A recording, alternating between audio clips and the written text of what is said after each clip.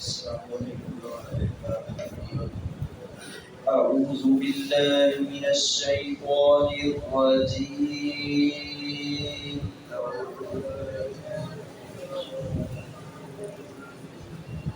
بسم اللہ الرحمن الرحیم۔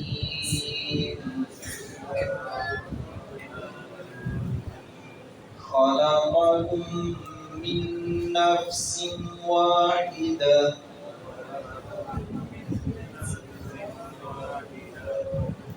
ثم جعل منها زوجها وأنزل لكم من الأنعام ثمانية أزواج يخلقكم في بطون أمهاتكم خلقا من بعد خلق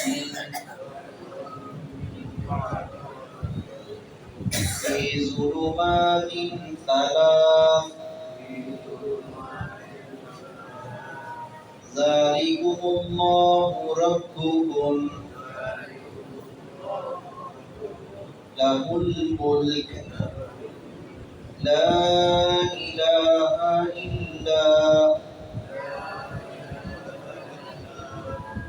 هو فأنا تصرفون۔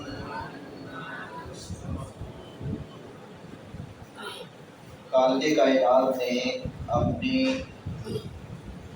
قدرت سے جن چیزوں کو پیدا کیا ہے ان کا بالترتیب تذکرہ ہو رہا ہے۔ پچھلی صورت میں بھی ہم نے اور قرآن کی متعدد آیات میں اللہ رب العزت نے زمین و آسمان کی تخلیق، یہ جانوروں کا پیدا کرنا اور پھر انسان کی تخلیق کے مختلف مراحل، اس کا تذکرہ اللہ رب العزت نے تفصیل کے ساتھ کیا ہے۔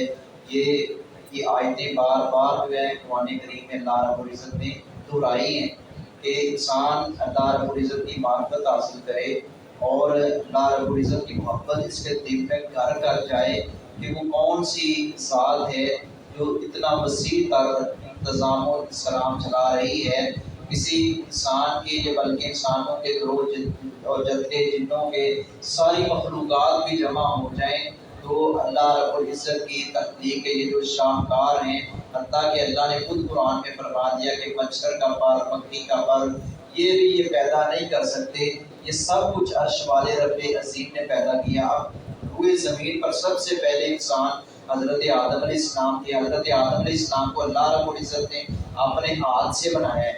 اللہ رب العزت کے ہاتھ ہیں، اللہ رب العزت کے پاؤں ہیں، اللہ رب العزت کے کان ہیں اور اللہ رب العزت نے ان کا تذکرہ کیا، لیکن اس کی ہم تمثیل نہیں دے سکتے، اس کی مثال نہیں دے سکتے۔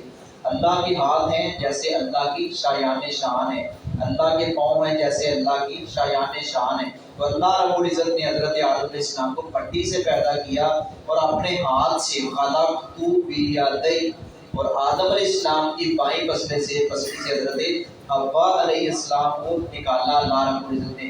پھر یہ انسانوں کا جو ہے یہ انسانوں کا پھیلاؤ پوری دنیا پر ہو گیا اور یہ نر اور مادہ یہ جوڑا ہر چیز کا اللہ رب العزت نے پیدا کیا ہے۔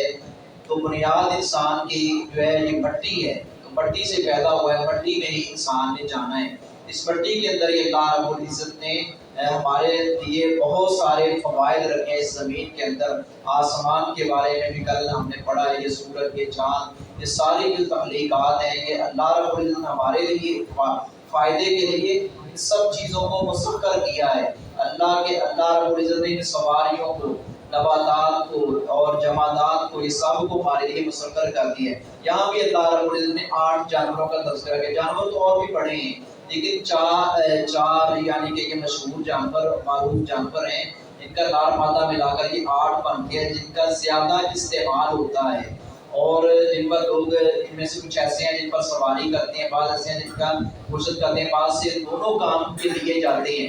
تو اللہ رب العزت نے ان انسان کی تخلیق اور جانوروں کی تخلیق کا اللہ رب العزت نے تذکرہ کیا ہے کہ اس معبود برحق جو ہے اس کی عبادت کرو جس نے تمہیں پیدا کیا، خلقکم اس نے پیدا کیا تمہیں من نفس واحدہ ایک ہی جان سے، ایک ہی جان سے حضرت آدم علیہ السلام سے اللہ رب العزت نے پیدا کیا ہے، اور سارے کے سارے ہم حضرت آدم کی اولاد ہیں۔ رسول اللہ صلی اللہ علیہ وسلم نے فرمایا اِنَّا ربکم واحد وَإِنَّا أَبَاكُمْ واحد، تمہارا رب بھی ایک ہے اور تمہارا باپ بھی ایک ہے، حضرت آدم علیہ السلام۔ ثم پھر جعل منها اس نے بنایا اس سے زوجہ اس کا جوڑا، پھر اللہ رب العزت نے حضرت آدم علیہ السلام نکال کر یہ جوڑا بنا دیا ہے، وَأَنزَلَ اور اس نے نازل کیا اور اس نے اتارے لکم تمہارے لیے من الانعام چار پایوں میں سے ثمانیۃ 8 ازواج جوڑے، یہ چوپائے جو ہیں جانور سورۃ الانعام کے اندر بھی اللہ رب العزت نے اس بات کا تفصیل سے تذکرہ کیا ہے، اور یہ چوپائے اللہ رب العزت نے پیدا کیا ہے، یہ 8 جوڑوں کا بالخصوص تذکرہ کیا ہے کہ یہ اللہ رب العزت نے نازل کیا۔ نازل معنی پیدا کرنا، تخلیق، نازل کا معنی ہے یہاں تخلیق کے معنی ہے، یا لوگوں کو پیدا کرتا ہے تم کو فی بطون امہاتکم تمہاری ماؤں کے بطنوں میں، پیٹوں میں، خلقن ایک طرح کی پیدائش، من بعد خلق دوسری پیدائش کے بعد، ایک پیدائش کے بعد بھی دوسرے، یعنی وہ اپنا اعلیٰ کا مزغہ جو اللہ رب العزت نے تفصیل سے تذکرہ کیا ہے، پہلے وہ یہ ایک پانی ہوتا ہے، نطفہ ہوتا ہے، پھر اس کے بعد وہ خون کی ایک جگہ کی شکل اختیار کرتا ہے نطفے کی شکل میں، یہ پورا وجود، پھر اس کے درو، یہ کئی ایک آیات میں اس کی تفصیل موجود ہے۔ فی ظلمات ثلاث 3 اندھیروں میں، وہ 3 اندھیرے کون سے ہیں؟ ایک ماں کے بطن کا پیٹ کا اندھیرا، اور دوسرا اللہ رب العزت نے فرمایا کہ وہ اپنا شکم مادر کے اندر وہ جو ایک خاص جیسے بچہ دانی کہتے ہیں اس کا اللہ رب العزت نے تذکرہ کیا، پھر بچے کے اوپر ایک جھلی ہے، تو یہ 3 اندھیرے ہیں جن کا اللہ رب العزت نے تذکرہ کیا۔ ذالک اللہ، یہ ہے اللہ رب العزت، ربکم تمہارا رب، یہ رب ہے تمہارا جس نے یہ سب کچھ پیدا کیا، لہ الملک اسی کی ہے بادشاہی، بادشاہ تو وہی ہے، حقیقی بادشاہ ہے۔ یہ دنیا کے اندر جتنے بھی اقتدار والے ہیں ان کا صبح کو پتہ نہیں کرسی ہے شام کو ہوگی نہیں ہوگی، صبح ہے تو شام کو نہیں ہوگی، شام کو ہے تو صبح نہیں ہوگی، یہ کھینچا تانی لگی ہوئی ہے۔ تو اللہ رب العزت حقیقی بادشاہ ہے، وہ جس کو چاہے عزت دے، وہ جس کو چاہے ذلیل کر دے، بات وہ عز من تشاء، بات وہ ذل من تشاء۔ تو اللہ رب العزت ہے، لہ الملک اسی کی ہے بادشاہی، وہ اس کی بادشاہی ساری کائنات کا نظام درہم برہم ہو جائے گا۔